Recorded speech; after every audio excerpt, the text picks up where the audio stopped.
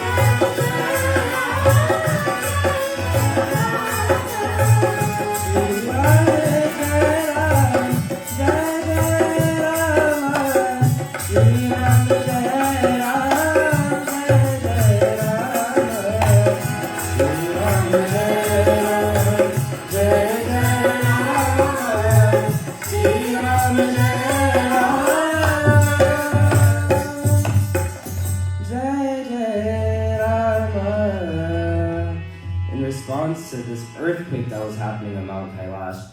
Bhagwan Shiva, all he did is press down his toe, and he squished whatever was holding up that mountain. And who was under that mountain? It was the mighty Ravan.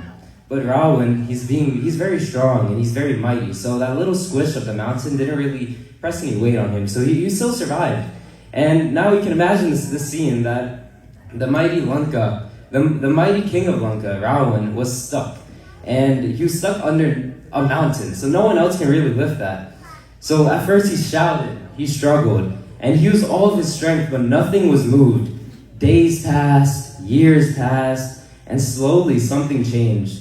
That pride, that ego, that heavy voice that Ravan had changed. It became very soft, and that pride broke. He decided instead of fighting, he began to sing in the pain. And he sang that Shiva Tandav Sotram that goes, Jagat Jatatavi Galat Jala Prabha Jata Tavi Galat Jala Pravaha Pa Vitastale Gale Valim Vitam Vijam Gatam Gamalikam. And it's a very long and very, very, very hard stotram, so sorry about that. He crushed his hands and he put them together, and he rose in devotion, and this was the turning point in Ravan's story. After years and years of penance, years and years of continuous singing of that Shiva Tandav Stotram, Bhagwan Shiva was pleased, and he lifted that mountain, and Ravan was free. So, and this is what Ravan said after. He said, Om Namah Shivaya, Om Namah Shivaya, Om Namah Shivaya, Om Namah Shivaya,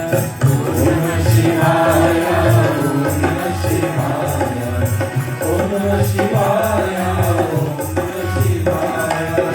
Om Namah Shivaya, Om Namah Shivaya, Om Namah Shivaya, Om Namah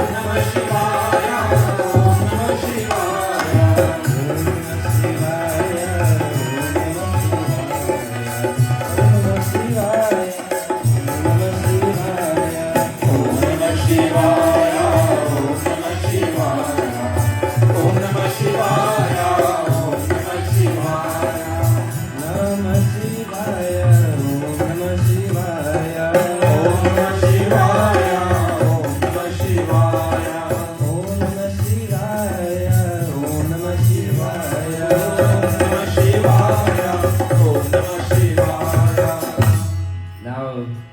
Now that Ravan was released, she would look to Ravan, and usually if someone's shaking up your entire house, I would be pretty upset.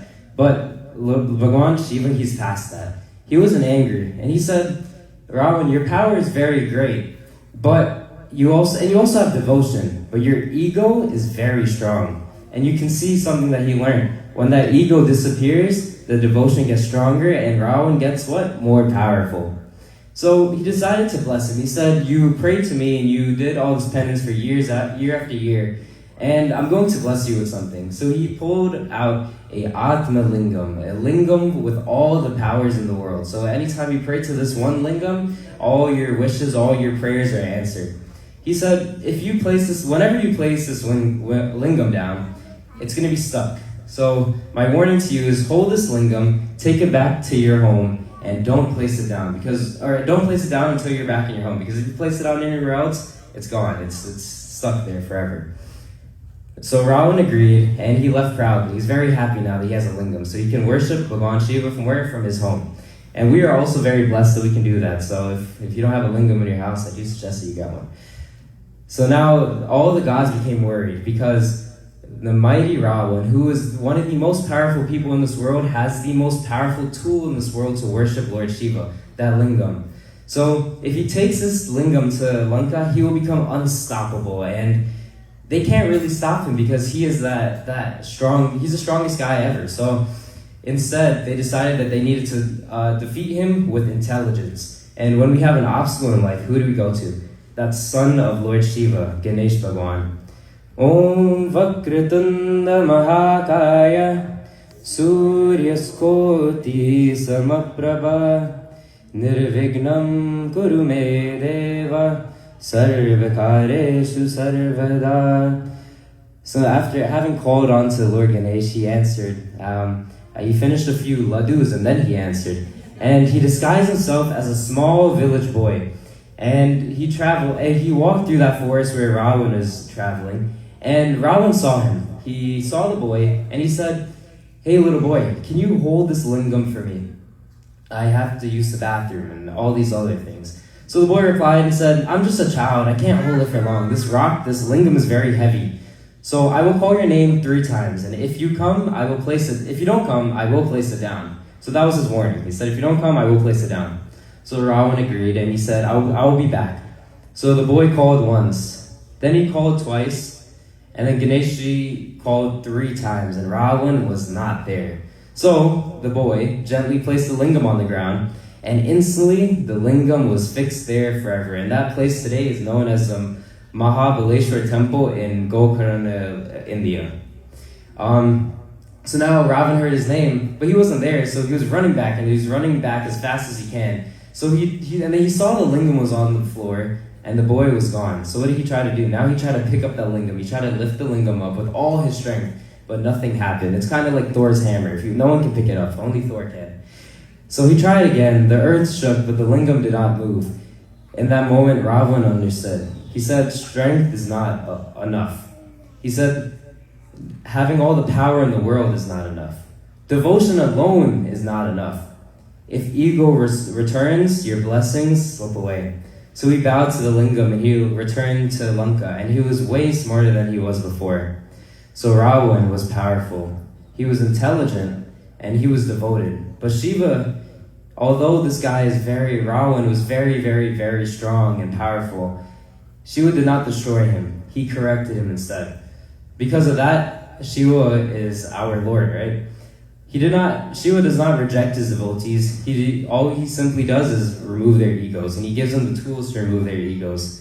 Bholenath Bhagwan ki jai. Shri Sham Sura Shiva Shankar Bhagwan ki jai.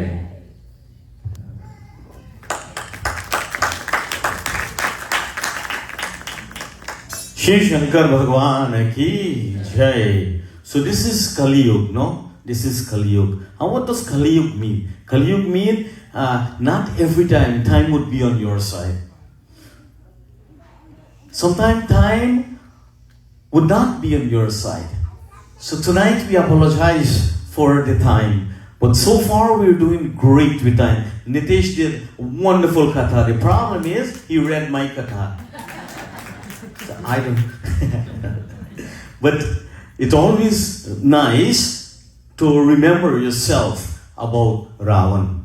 The best of Shastras is our Ramayana. Everything is within the pages of Ramayana. We just have to pick the Ramayana and turn the pages and we'll find it. Beautiful katha, well put together. Give him a round of applause.